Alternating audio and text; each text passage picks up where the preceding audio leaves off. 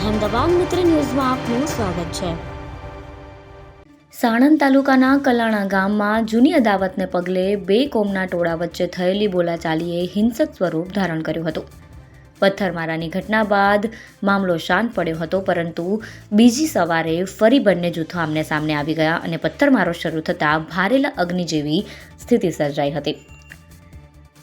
પથ્થરમારામાં અનેક ગાડીઓના કાચ તૂટી ગયા હતા અને રસ્તાઓ પર ઈંટોના ટુકડાઓનો ખડકલો જોવા મળ્યો હતો। ઘટનાની ગંભીરતા જોતા એસપી અને ડીવાયએસપી સહિતનો મોટો પોલીસ કાફલો ગામમાં ઉતારી દેવામાં આવ્યો। પોલીસે ઘટનામાં 42 લોકોને રાઉન્ડઅપ કર્યા છે। પથ્થરમારાની ઘટના બાદ પોલીસની કડક કાર્યવાહીના ડરથી કલાણા ગામના મોટાભાગના લોકોના ઘર ખાલી જોવા મળ્યા। ગામના ઘરોમાં ખંભાથી તાળા લટકતા અને આખું ગામ ખાલી ખમ જોવા મળ્યું। પોલીસે ગામમાં સર્ચ ઓપરેશન હાથ ધર્યું ત્યારે ડ્રોન કેમેરાની મદદ લેવામાં આવી હતી। ડ્રોનમાં જે લોકો પોલીસથી બચવા માટે ગામની સીમમાં અને ખેતરોમાં છુપાઈને સૂતા હતા તેમને પકડી પાડવામાં આવ્યા હતા। વિસ્તારમાં એક કલાણા કરીને ગામ છે। એ ગામમાં ચાર યુવકો વચ્ચે જે છે એક બાઇકને લઈને એક મન દુઃખ હતો અને એક જૂથવાળા જે માણસ છે બાઇક લઈને જતા હતા। બીજા જૂથવાળાને કીધું તું મારે સામે કેમ જોવે છે। આ વસ્તુને લઈને જો એ બંનેને વચ્ચે જો ઝઘડો થયો। ઝઘડો થયા પછી જો બંને બાજુના જો યુવાન લોકો જો સામે સામે આવીને પથ્થરમારો કર્યો હતો।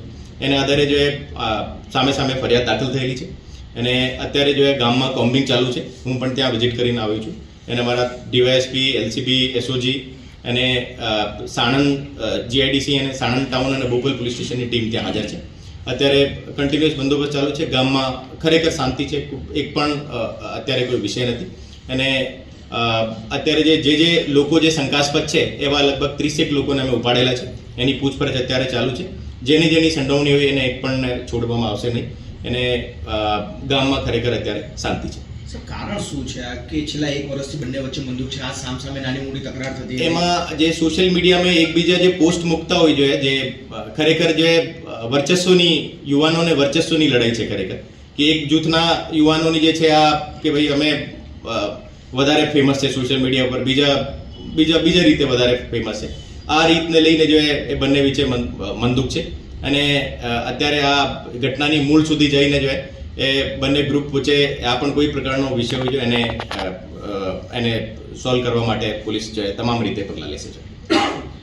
સાહેબ, અત્યારે કયા પ્રકારની કાર્યવાહી? બંને જૂથ વિરુદ્ધ ગુનો દાખલ થયો છે, કઈ કલમો? બંને જૂથ વિરુદ્ધ જે ગુનો દાખલ છે, રાઇટિંગ અને ઇન્જરીનો ગુનો દાખલ છે અને અત્યારે અમારી ત્યાં એક ઘરમાં જઈને જે કોમ્બિંગ ચાલુ છે અને આસપાસના ખેતરમાં પણ જે કોઈ છુપાયેલા હતા એક પણને પણ છોડવામાં આવશે નહીં અને જે પણ આ જૂથ અથડામણમાં સામેલ હતા એને તમામને શોધીને જો એને આરોપી રીતે લેવામાં આવશે અને બંને બાજુ અત્યારે જો બંને જૂથ તરફથી જે ફરિયાદ દાખલ થઈ ગઈ છે। અત્યારના પ્રયાસની કોશિશની ફરિયાદ કરી આનંદ ઉલ્લેખ કે સામાન્ય ઈજા અંગે? સામાન્ય સાહેબ, આમાં શરૂઆત વિરુદ્ધ ફરિયાદ અંદાજે કેટલા લોકોનો બંને પક્ષે સામસામે?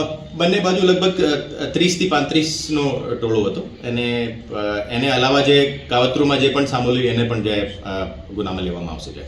સર, વિડીયો જે વાયરલ થયા છે એમાં ધાબા ઉપરથી પથ્થરો મારતા એકબીજાને દેખાઈ રહ્યા છે, તો એ વિડીયોના આધારે આઈડેન્ટિફાઈ કરીશું આપણે? કઈ રીતે કરીશું? એ વિડીયોમાં જે તમામ વિડીયોમાં અત્યારે એક કરીને અમે ભેગા કરીએ છીએ અને જે પણ એમાં માણસો દેખાવે છે તમામનો આઈડેન્ટિફિકેશન અત્યારે ચાલુ છે। એમાંથી ઘણા બધાને ઉપાડી પણ લીધા છે અને બાકી જે બચેલા છે એને પણ ઉપાડી લેવામાં આવશે। આમાં સર, મહિલાઓ છે અત્યારે પકડાયેલા કે ફરાર હોય? એમાં મહિલાઓમાં અત્યારે ખાલી મહિલાઓથી અમે પૂછપરછ કરીએ છીએ અને એમાં જે આરોપી રીતે છે બધા પુરુષ છે અને એની અત્યારે શોધખોળ ચાલુ છે। અહેમદાબાદ મિત્ર ન્યૂઝની યુટ્યુબ ચેનલને સબસ્ક્રાઇબ કરો અને બેલ આઇકોન જરૂરથી દબાવો, જેથી દરેક મહત્વના વિડીયોની નોટિફિકેશન તમને મળતી રહે।